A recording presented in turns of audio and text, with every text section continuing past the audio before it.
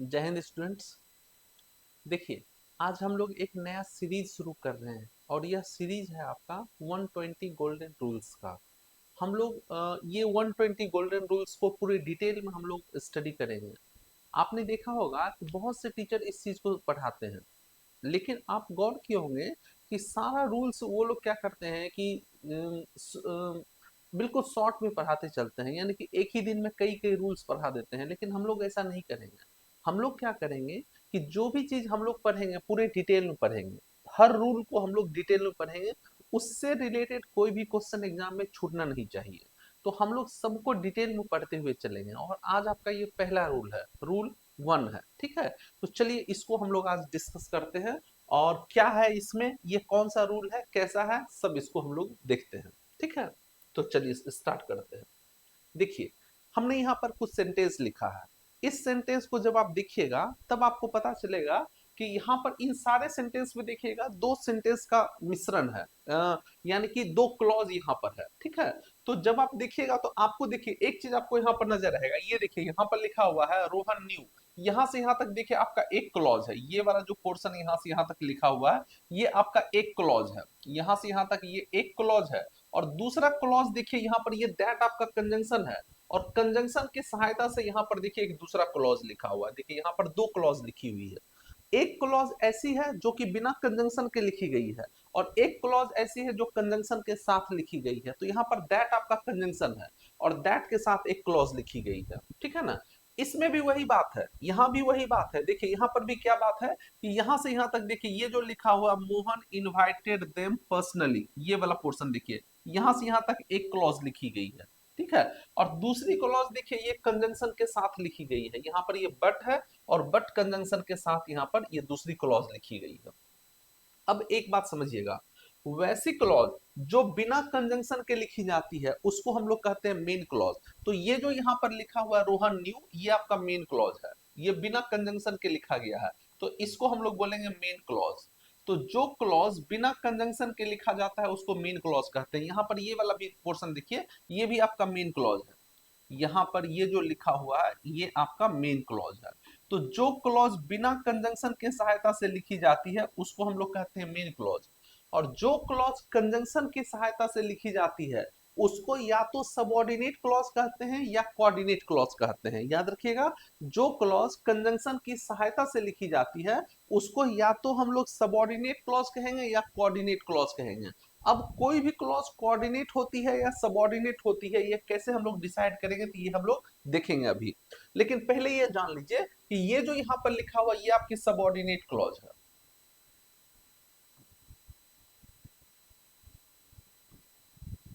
ये वाला पोर्शन जो यहाँ पर लिखा हुआ है ये आपका सबऑर्डिनेट क्लॉज है। ठीक है, और ये वाला जो यहाँ पर लिखा हुआ है ये आपका कोऑर्डिनेट क्लॉज है। ये आपका कोऑर्डिनेट क्लॉज है। ठीक है, अब हमको ये पता लगाना है कि कोई भी क्लॉज जो होती है वो सबऑर्डिनेट कब होती है और कोई भी क्लॉज कोऑर्डिनेट क्लॉज कब होती है, हमको ये पता लगाना है। तो कोई भी क्लॉज कोऑर्डिनेट होगी या सबऑर्डिनेट होगी ये डिसाइड करता है कंजंक्शन। ठीक है ना, कोई भी कंजंक्शन जो होता है वो कंजंक्शन ही डिसाइड करता है कि कोई भी क्लॉज कोऑर्डिनेट क्लॉज होगा या कोई भी क्लॉज सबऑर्डिनेट क्लॉज होगा। तो देखिए पहले हम लोग कंजंक्शन के बारे में थोड़ा सा देखते हैं। तो देखिए कंजंक्शन आपका दो प्रकार का होता है। कंजंक्शन कंजंक्शन का टाइप बहुत सा है, लेकिन हम लोग अभी जो जरूरत है वही पढ़ेंगे। तो ये जो कंजंक्शन है, ये जो कंजंक्शन है, कंजंक्शन दो प्रकार का होता है। ठीक है, एक कंजंक्शन होता है कोऑर्डिनेट कंजंक्शन। ध्यान दीजिएगा, पहला वाला कंजंक्शन जो होता है ये आपका होता है कोऑर्डिनेट कंजंक्शन। पहला वाला कंजंक्शन होता है कोऑर्डिनेट कंजंक्शन। ठीक है, और दूसरा कंजंक्शन होता है सब ऑर्डिनेट कंजंक्शन। एक होता है कोऑर्डिनेट कंजंक्शन और दूसरा कंजंक्शन होता है सब ऑर्डिनेट कंजंक्शन। दूसरा कंजंक्शन आपका हो गया सब ऑर्डिनेट कंजंक्शन। अब देखिए जहां भी कोऑर्डिनेट कंजंक्शन रहेगा तो वो कोऑर्डिनेट क्लॉज बनाएगा और अगर सबऑर्डिनेट कंजंक्शन है तो वो सबऑर्डिनेट क्लॉज बनाता है, ठीक है। तो यहाँ पर देखिए, ये अगर आपका सबऑर्डिनेट क्लॉज है तो ये दैट आपका सबऑर्डिनेट कंजंक्शन हो गया, और नीचे वाला अगर कोऑर्डिनेट क्लॉज है तो ये बट आपका अगर नीचे वाला कोऑर्डिनेट क्लॉज है तो ये बट आपका कोऑर्डिनेट कंजंक्शन हो गया, ठीक है। तो हम कैसे पता लगाएंगे कि कौन कौन सा कोऑर्डिनेट कंजंक्शन है, कौन कौन सा सबऑर्डिनेट कंजंक्शन है, हम कैसे पता लगाएंगे? तो आपको एक ट्रिक बतला देते हैं, उस ट्रिक का यूज कीजिएगा तो आपको पता चल जाएगा कि कोऑर्डिनेट कौन सा है, सबऑर्डिनेट कौन सा है, आपको कभी भी दिक्कत नहीं होगी, ठीक है। तो देखिए, कोऑर्डिनेट कंजंक्शन को केवल हमको पता चल जाए कि ये कंजंक्शन कोऑर्डिनेट कंजंक्शन है, तो इसके अलावा जो भी कंजंक्शन बचेगा वो सब का सब आपका सबऑर्डिनेट हो जाएगा, ठीक है। तो ये जो कोऑर्डिनेट कंजंक्शन है केवल आप इसको याद कर लीजिए, बाकी सब आपका याद हो जाएगा, ठीक है। तो देखिए, कोऑर्डिनेट कंजंक्शन कौन कौन सा है, तो कोऑर्डिनेट कंजंक्शन आपका ये हो जाता है, एक आपका होता है फॉर, ठीक है ना, एक होता है आपका एंड, एक होता है आपका नॉर, एक होता है आपका बट, एक होता है आपका और, एक होता है आपका येट, और एक होता है आपका सो। बस इसको याद रखना, ठीक है ना। फॉर, एंड, नॉर, बट, और, येट, सो। इसके लिए एक शॉर्ट फॉर्म होता है, एक ट्रिक होता है, इसको हम लोग कहते हैं फैन वॉइस।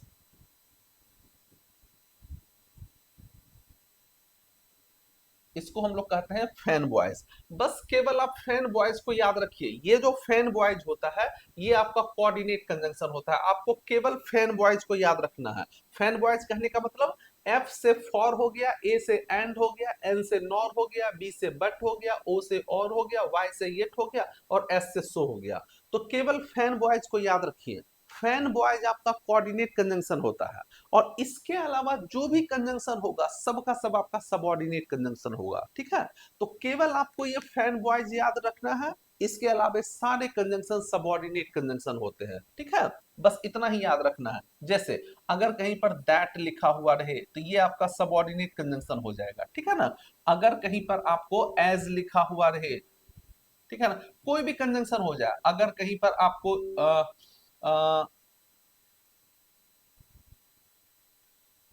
आफ्टर लिखा हुआ रहता है, ये लिखा हुआ रहेगा। अगर कहीं पर आपको बिफोर लिखा हुआ मिले, ये सब का सब आपका सबऑर्डिनेट कंजंक्शन होता है, ठीक है ना। अगर आपको अनटिल लिखा हुआ मिले, अगर आपको अनलेस लिखा हुआ मिले, अगर आपको व्हेन लिखा हुआ मिले, कोई भी कंजंक्शन, अगर आपको व्हाइल लिखा हुआ मिले, अगर आपको इफ लिखा हुआ मिले, जितना भी कंजंक्शन होता है, इन सारे कंजंक्शन को छोड़कर, फैन बॉयज को छोड़कर सारे कंजंक्शन सबऑर्डिनेट होते हैं। एक बात याद रखिएगा, अगर कभी भी डब्ल्यू एच वर्ड, कोई भी डब्ल्यू एच वर्ड जब कंजंक्शन का काम करेगा तो ये भी आपका सबऑर्डिनेट कंजंक्शन ही होता है, याद रखिएगा। जितने भी डब्ल्यू एच वर्ड्स हैं, जब ये कंजंक्शन का काम करता है तब ये आपका सबऑर्डिनेट कंजंक्शन होता है, ठीक, ठीक है। तो अगर कहीं भी कोई सबऑर्डिनेट कंजंक्शन लिखा हुआ है तो वो सबऑर्डिनेट क्लॉज बनाएगा, कोऑर्डिनेट कंजंक्शन लिखा हुआ तो वो कोऑर्डिनेट क्लॉज बनाएगा, ये बात आपको याद रखनी है। तो ये जो यहाँ पर दैट लिखा हुआ है, ये दैट आपका सबऑर्डिनेट कंजंक्शन है, और ये जो बट लिखा हुआ है, बट, ये बट आपका कोऑर्डिनेट कंजंक्शन है। तो अगर ये कोऑर्डिनेट कंजंक्शन है तो कोऑर्डिनेट क्लॉज बनाएगा, और अगर सबऑर्डिनेट कंजंक्शन है तो सबऑर्डिनेट क्लॉज बनाएगा, ठीक है ना, ये याद रखिएगा। अब नीचे वाले सेंटेंस को देखिए, यहां पर कंजंक्शन के रूप में देखिए आपका विच लिखा हुआ है, तो ये वाला पोर्शन जो यहां से यहां तक लिखा हुआ है, ये वाला पोर्शन आपका सबऑर्डिनेट क्लॉज हो गया, याद रखिएगा। ये विच आपका कंजंक्शन है, और इसके साथ जो बनेगा वो आपका सबऑर्डिनेट क्लॉज हो जाएगा।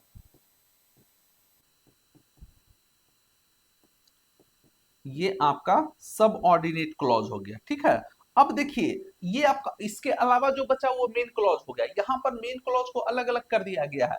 सब्जेक्ट इधर, द कंसेप्ट आपका सब्जेक्ट हो गया, आर वेरी इंपॉर्टेंट, ये आपका प्रेडिकेट हो गया, ठीक है। तो ये आपका मेन क्लॉज है, ठीक है।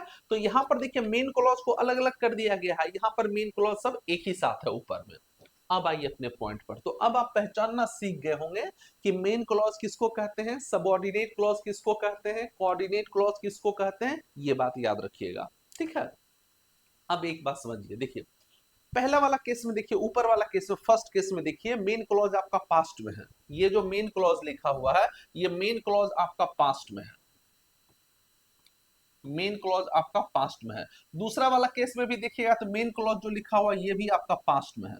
दूसरा वाला केस में भी आपका मेन क्लॉज पास्ट में है। लेकिन तीसरा वाला केस में देखिएगा जो मेन क्लॉज है वो आपका प्रेजेंट में है। देखिए, the concepts are very important, the concepts are very important, यहां से यहां तक देखिए। ये वाला पोर्शन प्रेडिकेट है और द कंसेप्ट जो लिखा हुआ है ये वाला पोर्शन आपका सब्जेक्ट है। ये वाला पोर्शन आपका सब्जेक्ट है और यही दोनों मिलकर आपका क्या बना रहा है, मेन क्लॉज बना रहा है। और मेन क्लॉज देखिए आपका प्रेजेंट में है। अब एक बात ध्यान से सुनिए, देखिए अगर कभी भी ऊपर वाला में दोनों में देखिए मेन क्लॉज आपका पास्ट में है। अब ध्यान से सुनिए, अगर कभी भी मेन क्लॉज पास्ट में होता है, ध्यान से सुनिएगा, अगर कभी भी मेन क्लॉज पास्ट में होता है तो सबऑर्डिनेट और कोऑर्डिनेट क्लॉज भी पास्ट में ही होगा। याद रखिएगा, अगर कभी भी मेन क्लॉज पास्ट में होगा तो सबऑर्डिनेट और कोऑर्डिनेट क्लॉज भी पास्ट में ही लिखा जाता है। लेकिन अगर मेन क्लॉज प्रेजेंट में होगा तो सबऑर्डिनेट और कोऑर्डिनेट क्लॉज को आप किसी भी टेंस में लिख सकते हैं, प्रेजेंट पास्ट फ्यूचर किसी में भी लिख सकते हैं। एक बार फिर से सुनिए, अगर मेन क्लॉज पास्ट में होता है तो सबऑर्डिनेट और कोऑर्डिनेट क्लॉज भी पास्ट में भी होगा। तो देखिए पहला वाला केस में देखिए मेन क्लॉज पास्ट में है तो इधर आपका सबऑर्डिनेट क्लॉज भी पास्ट में होना चाहिए। तो यहाँ पर ये जो हैव लिखा हुआ है हैव को हटाइए, हैव के बदले यहाँ पर हैड कर दीजिए। अब ये पास्ट में हो गया। दूसरा वाला में देखिए, मोहन इनवाइटेड देम पर्सनली, ये मेन क्लॉज है और पास्ट में है तो इधर भी आपका पास्ट में होना चाहिए। तो ये जो डोंट लिखा हुआ है इसको डिडंट कर दीजिए। ये जो डोंट लिखा हुआ है इसको आप डिडंट कर दीजिए। अब ये सेंटेंस सही हो गया। लेकिन तीसरा वाला देखिए, मेन क्लॉज आपका प्रेजेंट में है और सबऑर्डिनेट क्लॉज आपका पास्ट में है, तो ये सेंटेंस बिल्कुल सही है। इसमें कहीं को कुछ भी नहीं करना है, कोई करेक्शन नहीं करना है। तो अगर कभी भी मेन क्लॉज आपका पास्ट में रहेगा तो सबऑर्डिनेट क्लॉज भी आपका पास्ट में रहेगा, सबऑर्डिनेट और कोऑर्डिनेट क्लॉज भी आपका पास्ट में रहेगा। लेकिन अगर मेन क्लॉज प्रेजेंट में है तो सबऑर्डिनेट या कोऑर्डिनेट क्लॉज को आप किसी भी टेंस में लिख सकते हैं। ये बात ध्यान रखिएगा, ठीक है। इसको तो आप समझ ही गए होंगे। एक से एक चीज आपको बतला रहे हैं, देखिए एक तरफ आपका मेन क्लॉज है, एक तरफ आपका रहेगा मेन क्लॉज, ठीक है ना, और एक तरफ आपका रहेगा सबऑर्डिनेट या coordinate clause.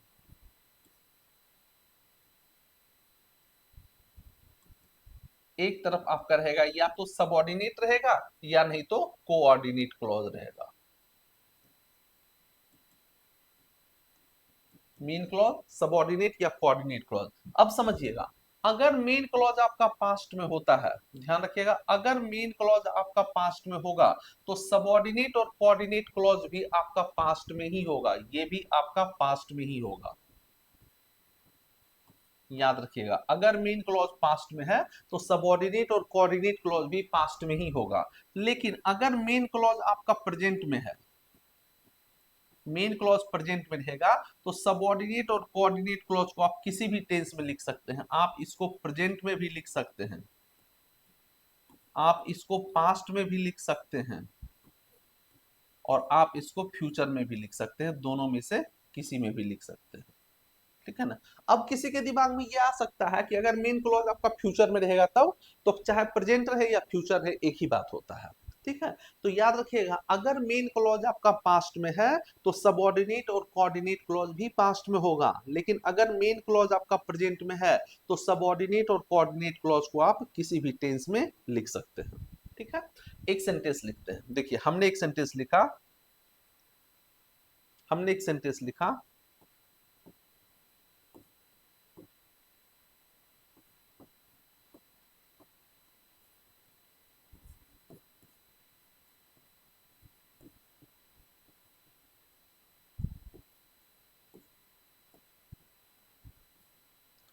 they knew the place where he is hiding, ठीक है ना। तो अब आप गौर कीजिएगा, देखिए यहाँ पर मेन क्लॉज आपका पास्ट में है, ये जो यहाँ पर आपका मेन क्लॉज लिखा हुआ है ये वाला पोर्शन देखिए, यहाँ पर ये दैट हम लिखना चाह रहे थे, दे न्यू दैट, ये आपका दैट है, ठीक है ना। तो देखिए यहाँ पर आप गौर कीजिएगा, ये जो लिखा हुआ दे न्यू ये आपका यहाँ से यहाँ तक मेन क्लॉज है, ये वाला पोर्शन आपका यहाँ पर मेन क्लॉज है, ठीक है। और मेन क्लॉज देखिए आपका यहाँ पर पास्ट में लिखा हुआ है, तो अगर मेन क्लॉज पास्ट में है तो सबऑर्डिनेट क्लॉज भी किस में होना चाहिए, पास्ट में। तो इज लिखा हुआ, इज को हटाइए, इज के बदले यहाँ पर वॉज लिख दीजिए, इज के बदले वॉज लिखिए, ठीक है। तो याद रखिएगा, अगर मेन क्लॉज आपका पास्ट में है तो सबऑर्डिनेट क्लॉज भी आपका पास्ट में ही होगा। एक सेंटेंस और लिखते हैं, देखिए हमने एक सेंटेंस लिखा,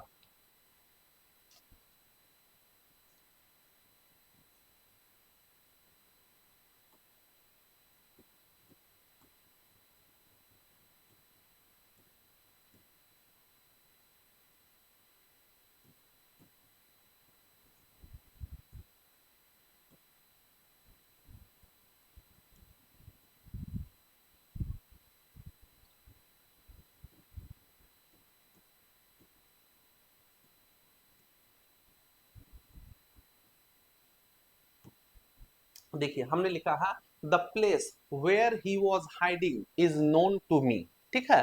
तो अब आप गौर कीजिएगा, यहाँ पर ये वाला पोर्शन देखिए, ये आपका पूरा का पूरा आपका सबऑर्डिनेट क्लॉज है, यहां से यहां तक ये वाला पोर्शन आपका सबऑर्डिनेट क्लॉज है।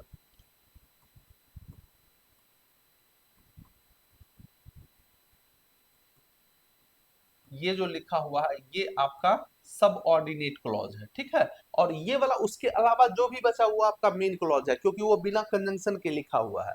यहाँ पर वेयर आपका कंजंक्शन है, डब्ल्यू एच वर्ड, हमने आपसे कहा था कि अगर डब्ल्यू एच वर्ड का यूज कंजंक्शन के रूप में होता है तो वो हमेशा ही सब ऑर्डिनेट क्लॉज होता है। तो यहाँ पर देखिए ये आपका सब ऑर्डिनेट क्लॉज है, ठीक है। और मेन क्लॉज देखिए आपका प्रेजेंट में है और सबऑर्डिनेट क्लॉज पास्ट में है। तो अगर मेन क्लॉज प्रेजेंट में होता है तो सबऑर्डिनेट क्लॉज को आप किसी भी टेंस में लिखिए, कोई फर्क नहीं पड़ता। ये सेंटेंस आपका क्या है, ये बिल्कुल सही है, इसमें कहीं कोई गलती नहीं है, ठीक है ना। ये सेंटेंस बिल्कुल ही सही है, इसमें कहीं कोई गलती नहीं है। एक सेंटेंस और लिखते हैं,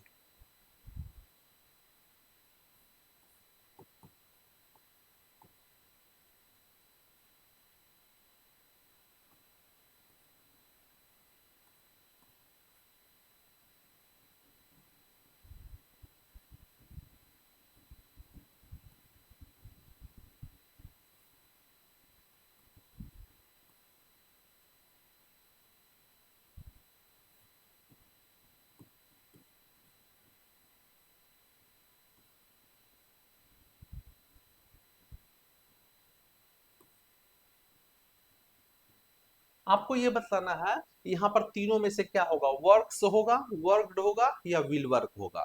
he says that he works hard, he worked hard, या ही विल वर्क हार्ड, ये आपको बतलाना है। तो देखिए ये आसान है, ये बहुत मुश्किल नहीं है। यहाँ पर आप गौर कीजिएगा तो ये देखिए आपका ये मेन क्लॉज है, ये मेन क्लॉज आपका देखिए प्रेजेंट में लिखा हुआ है। ये जो मेन क्लॉज है, ये मेन क्लॉज आपका प्रेजेंट में लिखा हुआ है। तो अभी हमने आपसे कहा था कि अगर मेन क्लॉज प्रेजेंट में लिखा हो तो सबऑर्डिनेट और कोऑर्डिनेट क्लॉज को किसी भी टेंस में लिख सकते हैं। तो यहाँ पर आप वर्क्स लिखिएगा फिर भी सही है, वर्कड लिखिएगा फिर भी सही है, और विल वर्क लिखिएगा फिर भी सही है। ये कुछ भी लिख दीजिए, सेंटेंस आपका सही हो गया। लेकिन सोचिए, अगर यहाँ पर सेज नहीं लिखा होता, अगर यहाँ पर लिखा होता सेड, मान लेते हैं यहाँ पर सेज नहीं लिखा होता, यहाँ पर लिखा होता सेड, ही सेड, तो अगर यहाँ पर सेड लिखा होता तब यहाँ पर सिर्फ वर्कड होता, यहाँ पर सिर्फ और सिर्फ आपका वर्कड ही होता, ठीक है। तो याद रखिएगा, अगर मेन क्लॉज पास्ट में है तो सबऑर्डिनेट और कोऑर्डिनेट क्लॉज भी हमेशा पास्ट में ही होता है, ठीक है। और अगर मेन क्लॉज आपका प्रेजेंट में है तो सबऑर्डिनेट और कोऑर्डिनेट क्लॉज भी आपका प्रेजेंट में ही किसी भी टेंस में आप उसको लिख सकते हैं, ठीक है। एक सेंटेंस लिखते हैं,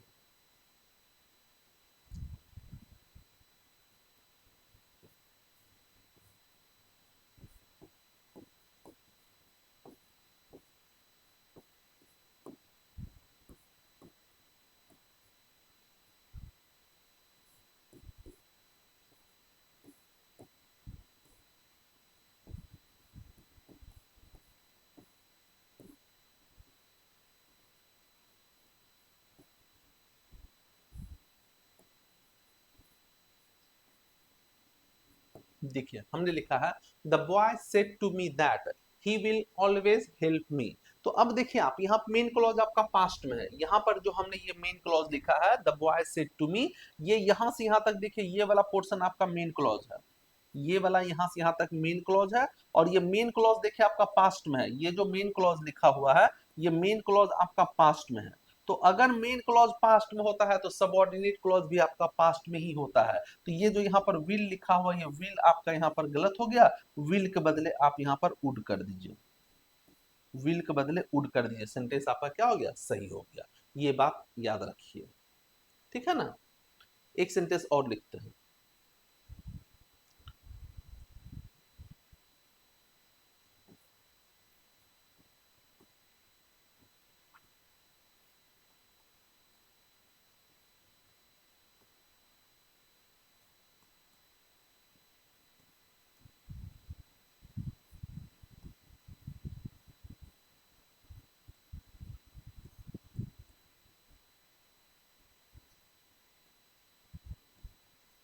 ये लिखा हुआ है, Raman told me that I can do the work, ये लिखा, Raman told me that I can do the work.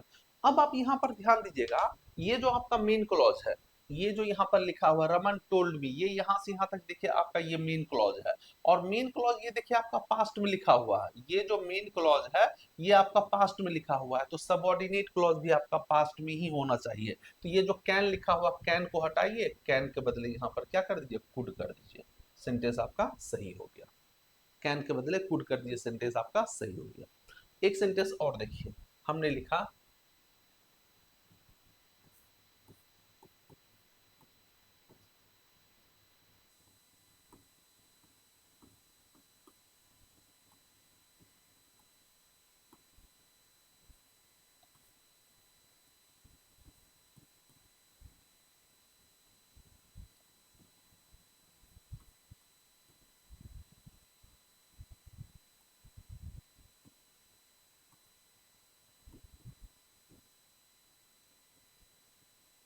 देखिए ये हमने एक सेंटेंस लिखा, हमने लिखा he says nothing, he says nothing when they asked him his name, ये लिखा हुआ है।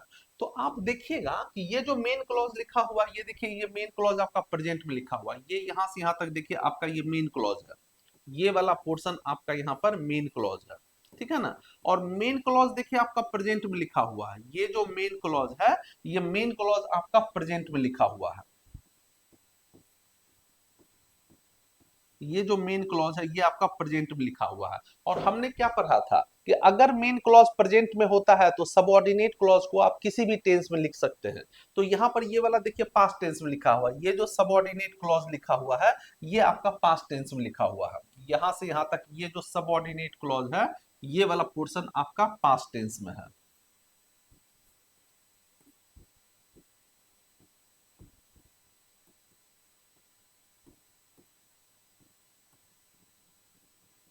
ये सबऑर्डिनेट क्लॉज जो लिखा हुआ है ये आपका पास्ट में लिखा हुआ है, ठीक है ना। तो इसको कायदे से सही हो जाना चाहिए, ये जो सेंटेंस लिखा हुआ है ये सही हो जाना चाहिए। क्यों सही होना चाहिए, क्योंकि मेन क्लॉज प्रेजेंट में होता है तो सबऑर्डिनेट क्लॉज को आप किसी भी टेंस में लिख सकते हैं, तो इसको सही हो जाना चाहिए था, लेकिन ये सही नहीं है। क्यों सही नहीं है, अब समझिए एक बात को, देखिए एक सेंटेंस है यहाँ पर, देखिए एक चीज समझिएगा, देखिए अगर कहीं भी आपको ये लिखा हुआ मिले, अगर कभी भी कंजंक्शन के रूप में आपको ये लिखा हुआ मिले, ध्यान रखिएगा, अगर कभी भी कंजंक्शन के रूप में आपको व्हेन लिखा हुआ मिले, अगर कभी भी आपको व्हाइल लिखा हुआ मिले, ठीक है, अगर कभी भी आपको आफ्टर लिखा हुआ मिले, अगर कभी भी आपको बिफोर लिखा हुआ मिले, अगर कभी भी आपको अनटिल लिखा हुआ मिले, अगर कभी भी आपको एज सुन एज लिखा हुआ मिले, अगर कभी भी आपको एज लॉन्ग एज लिखा हुआ मिले, एज लॉन्ग एज लिखा हुआ मिले, ठीक है, ये सब अगर कभी भी कंजंक्शन के रूप में आपको इन सारे चीजों का यूज होता है, ये कहीं पर मिला लिखा हुआ मिले, ये सारा कंजंक्शन लिखा हुआ कहीं पर मिले, तो इसको कहते हैं कंजंक्शन ऑफ टाइम। ध्यान रखिएगा, ये जो कंजंक्शन होता है ये सब का सब आपका है कंजंक्शन ऑफ टाइम, ये आपका है कंजंक्शन ऑफ टाइम। इसका मतलब ये हो गया कि ये सारा कंजंक्शन जो है ये टाइम बतलाता है, और इसके साथ जो भी क्लॉज लिखी जाती है वो टाइम बतलाने लगता है। ध्यान रखिएगा, इन कंजंक्शन के साथ जो भी क्लॉज लिखी जाती है वो टाइम बतलाने लगता है, ठीक है। और जैसा टाइम होता है वैसा ही टेंस होता है, याद रखिएगा। जैसा आपका टाइम होगा वैसा ही टेंस होता है, टाइम के अनुसार ही टेंस का प्रयोग करते हैं। जैसा टाइम होगा वैसा ही टेंस होता है। तो ये सब का सब आपका कंजंक्शन ऑफ टाइम है, और जैसा टाइम होता है वैसा ही टेंस होता है, इस बात का ध्यान दीजिए। तो देखिए यहाँ कंजंक्शन के रूप में देखिए यहाँ पर वेन लिखा हुआ है, ये वाला कंजंक्शन दिखेगा। यहाँ पर देखिए कंजंक्शन के रूप में आपका वेन लिखा हुआ है, ये पूरा का पूरा आपका कंजंक्शन है, ठीक है। तो इसके साथ जो भी क्लॉज लिखी गई है ये पूरी की पूरी क्लॉज क्या बन गई, टाइम बन गई। ये पूरी की पूरी क्लॉज आपकी टाइम कहलाने लगी। ये जो सबऑर्डिनेट क्लॉज है ये पूरी की पूरी क्लॉज आपकी टाइम हो गई। और टाइम देखिए आपका पास्ट में लिखा हुआ है, यहाँ आस्क्ड लिखा हुआ है, आस्क्ड। तो आस्क्ड लिखा हुआ है, इसका मतलब ये पास्ट हो गया। तो टाइम आपका क्या हो गया, पास्ट हो गया। तो अगर टाइम पास्ट हो गया तो टेंस भी किस में होना चाहिए, पास्ट में होना चाहिए। लेकिन वहां देखिए सेज लिखा हुआ है, तो सेज नहीं होके क्या हो जाएगा, सेड हो जाएगा। तो ये जो सेज लिखा हुआ सेज को हटाइए और सेज के बदले क्या कर दीजिए, सेड कर दीजिए, ठीक है। तो वो जो नियम आपको बतलाए थे कि अगर मेन क्लॉज प्रेजेंट में होगा तो सबऑर्डिनेट क्लॉज को किसी भी टेंस में लिख सकते हैं, वो नियम तब लागू होगा जब ये सारा कंजंक्शन नहीं लिखा हुआ रहेगा तब। अगर ये सारा कंजंक्शन लिखा हुआ है तब इसके बाद जो भी क्लॉज लिखी रहती है वो क्लॉज आपकी टाइम हो जाती है, और जैसा टाइम होता है वैसा ही टेंस होता है। टाइम अगर पास्ट का है तो टेंस भी आपका पास्ट का ही हो जाएगा, ये बात याद रखिएगा, ठीक है। इसी बात पर एक सेंटेंस लिखते हैं, देखिए।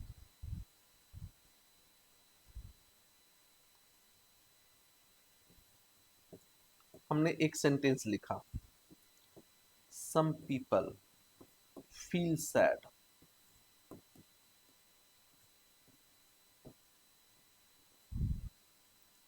when they came to know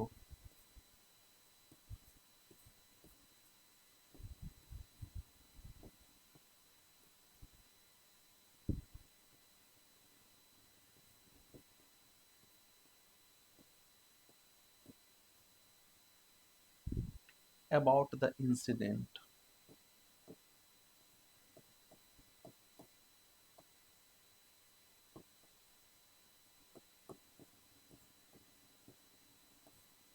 देखिए ये सेंटेंस लिखा हुआ, some people feel sad when they came to know about the incident, ठीक है। अब आप देखिए ये वेन आपका कंजंक्शन है, ये वेन आपका कंजंक्शन ऑफ टाइम है, यहां पर ध्यान दीजिएगा। ये जो वेन है ये वेन आपका कंजंक्शन ऑफ टाइम है, ठीक है। तो इसके साथ जो भी क्लॉज लिखी जाएगी वो क्या बन जाएगा, टाइम बन जाएगा। तो देखिए यहाँ पर केम लिखा हुआ है, केम लिखा हुआ है, इसका मतलब ये आपका पास्ट हो गया। केम लिखा हुआ है, इसका मतलब क्या हो गया, पास्ट हो गया। तो पूरा का पूरा टाइम क्या हो गया, पास्ट हो गया। तो अगर टाइम पास्ट हो गया तो टेंस भी किस में होना चाहिए, पास्ट में होना चाहिए। तो ये जो फील लिखा हुआ ये फील गलत हो गया, इस फील को हटाइए और फील के बदले आप यहाँ पर फेल्ट कर दीजिए। अब सेंटेंस आपका सही हो गया, ठीक है। तो याद रखिएगा, अगर कंजंक्शन के रूप में इन सब चीजों का यूज हो गया तब उसके बाद जो भी क्लॉज लिखी जाएगी वो आपका टाइम हो जाएगा, और उसी के अनुसार हम लोग टेंस का यूज करेंगे, ठीक है। एक सेंटेंस और देखिए, हमने यहां पर लिखा,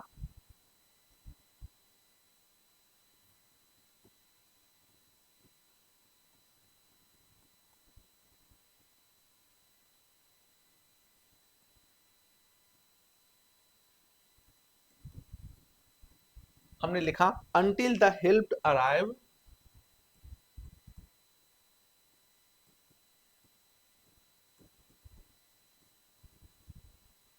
द टूरिस्ट कीप प्रेइंग।